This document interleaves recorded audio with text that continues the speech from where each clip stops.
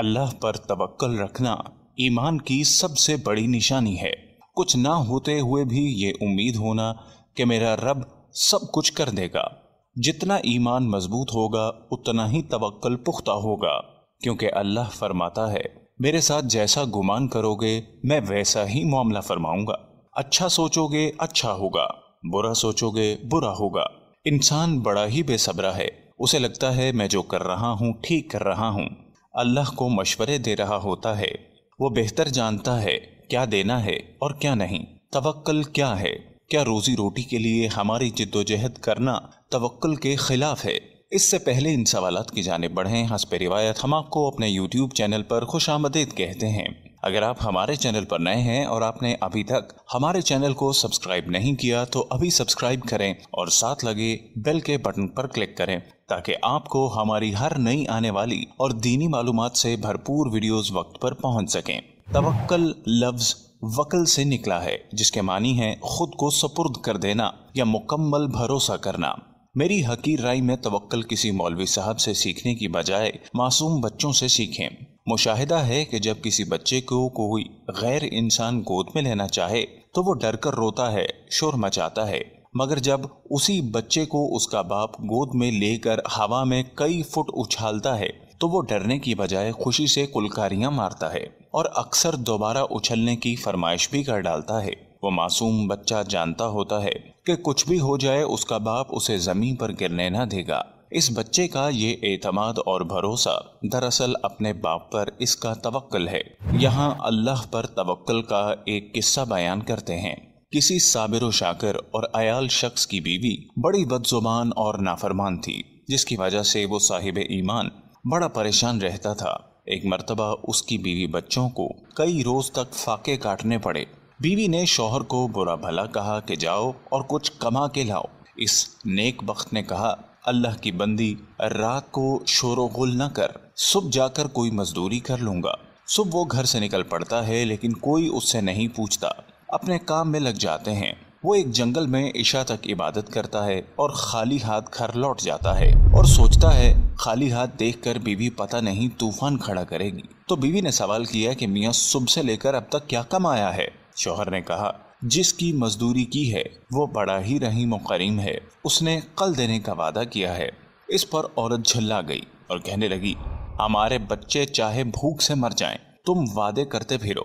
اگلے دن وہ پھر گیا، خدا کی شان اسے پھر مزدوری نہ ملی۔ وہ پھر عبادت الہی میں مشغول ہو گیا۔ جب گھر لوٹا تو پھر وہی سوال ہوا کہ آج دونوں دن کی مزدوری لائے ہو؟ اس نے کہا اس نے کل دینے کا وعدہ کیا ہے۔ یہ سن کر وہ آگ بگولا ہو گئی اور کہنے لگی کل تینوں دن کی لے آنا ورنہ گھر نہ آنا، اور اس کو ایک تھیلی دیتی ہے۔ پھر وہ عبادت الہی میں مصروف اور کسی معجزے کی تلاش میں گیا۔ جب کچھ نہ ملا بیوی کے ڈر سے اس تھیلی میں ریت ڈال لیا کہ رات تو گزر جائے گی، لیکن جب گھر کے قریب آیا تو بیوی کا ڈر غالب آنے لگا اور واپس مڑنے لگا کہ اچانک ایسی خوشبو آئی کہ اس کے دل و دماغ کو معطر کر دیا۔ عورت خوش ہوتی ہوئی گھر سے نکلی اور کہا اندر آؤ، بتاتی ہوں کیا معاملہ ہے۔ کہنے لگی ایک سبز پوش دروازے پر کھڑا کہہ رہا ہے کہ اپنے شوہر کی 3 دن کی اجرت لے لو مگر اس کو کوئی ایذا نہ دینا، وہ اللہ کی حمد و ثنا میں کھو گیا۔ بیوی کہتی ہے کہ خوشحالی میں پریشانی کیسی؟ کہنے لگا اللہ کی بندی، یہ میں نے تینوں دن کہیں مزدوری نہیں کی بلکہ اللہ کی عبادت کی ہے۔ تیرے ڈر سے تھیلی میں ریت لا رہا تھا لیکن اس رب نے میری لاج رکھ لی۔ اس شخص نے تمام عمر اللہ کا شکر گزاری میں گزار دی۔ اللہ تعالیٰ پر توکل یعنی بھروسہ کرنا انبیاء کرام کے طریقے کے ساتھ اللہ تعالیٰ کا حکم بھی ہے۔ قرآن و سنت میں توکل علی اللہ کا بار بار حکم دیا گیا ہے۔ صرف قرآن کریم میں 7 مرتبہ وعلی اللہ فلیتوکل المؤمنین فرما کر مومنوں کو صرف اللہ پر توکل کرنے کی تاکید کی گئی ہے، یعنی حکم خداوندی ہے کہ اللہ پر ایمان لانے والوں کو صرف اللہ ہی کی ذات پر بھروسہ کرنا چاہیے۔ آئیے سب سے قبل توکل کے معنی سمجھیں۔ توکل کے لفظی معنی کسی معاملے میں کسی ذات پر اعتبار کرنے کے ہیں، یعنی اپنی عاجزی کا اظہار اور دوسرے پر اعتماد اور بھروسہ کرنا توکل کہلاتا ہے۔ شرعی اصطلاح میں توکل کا مطلب اس یقین کے ساتھ اسباب اختیار کرنا کہ دنیاوی اور اخروی तमाम मामलात में नफ़ा और नुकसान का मालिक सिर्फ और सिर्फ अल्लाह की ज़ात है। उसके हुक्म के बगैर कोई पत्ता दरख्त से नहीं गिर सकता। हर छोटी बड़ी चीज़ अपने वजूद और बका के लिए अल्लाह की मोहताज है।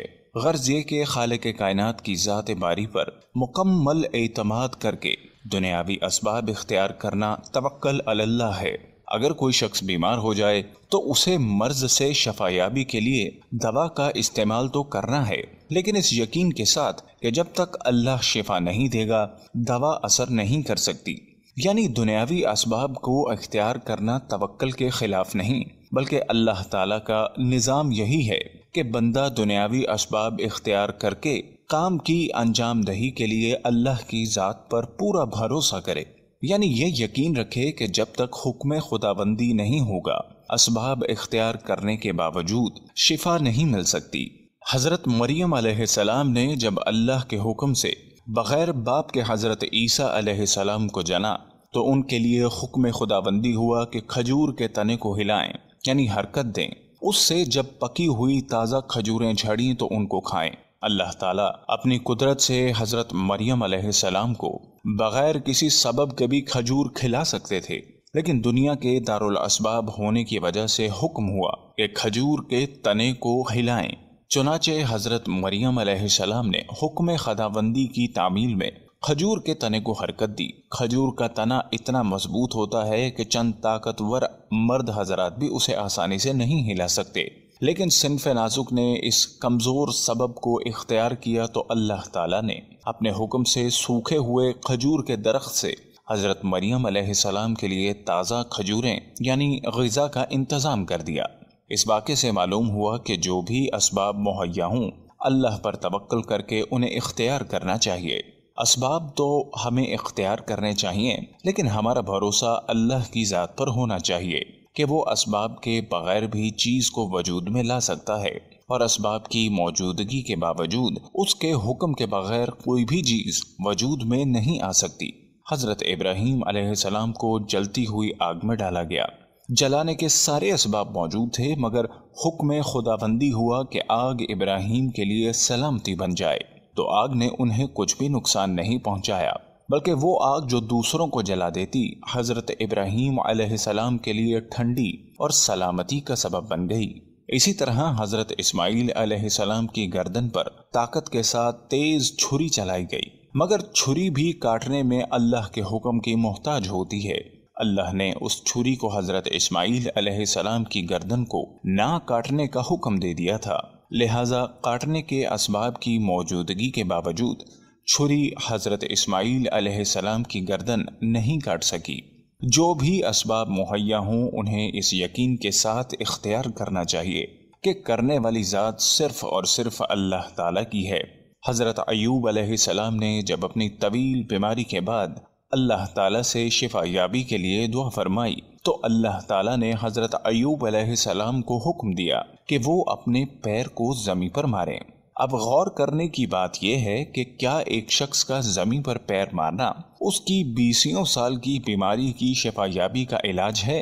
नहीं, लेकिन उन्होंने अल्लाह के हुक्म से ये कमज़ोर सबब इख्तियार किया जिसके ज़रिए अल्लाह ताला ने अपनी कुदरत से उनके ज़मीन पर पैर मारने से पानी का ऐसा चश्मा जारी कर दिया जिससे गुस्ल करने पर हज़रत अय्यूब अलैहिस्सलाम की 20 साल की बदन की मुतअद्दिद बीमारियां ख़त्म हो गईं। हज़रत अय्यूब अलैहिस्सलाम के इस वाक़े से हमें मुतअद्दिद सबक मिले। दो अहम सबक ये हैं। पहला सबक ये है कि अल्लाह ताला अपने इरादे से भी हज़रत अय्यूब अलैहिस्सलाम को शिफा दे सकते थे, मगर दुनिया के दारुल असबाब होने की वजह से हज़रत अय्यूब अलैहिस्सलाम को हुक्म दिया कि वो कुछ हरकत करें, यानी कम अज़ कम अपने पैर को ज़मीन पर मारें। दूसरा सबक ये कि जो भी असबाब मुहैया हों उनको इस यकीन के साथ इख्तियार करना चाहिए कि अल्लाह ताला की कुदरत और हुक्म से कमज़ोर असबाब के बावजूद किसी बड़ी से बड़ी चीज़ का भी वजूद हो सकता है। जो भी अल्लाह पर अंधाधुंध यकीन रखता है अल्लाह उसकी गैबी मदद ज़रूर करता है, चाहे वो किसी भी सूरत में क्यों ना हो। वो जब भी असबाब पैदा कर देता है जब हमें कुछ नज़र नहीं आ रहा होता, क्योंकि मुमकिन और गैर मुमकिन तो आपकी नज़र में होता है, उसकी नज़र में सब कुछ मुमकिन होता है। اللہ تعالی ہم سب کو مضبوط ایمان لانے کی توفیق عطا فرمائے، آمین۔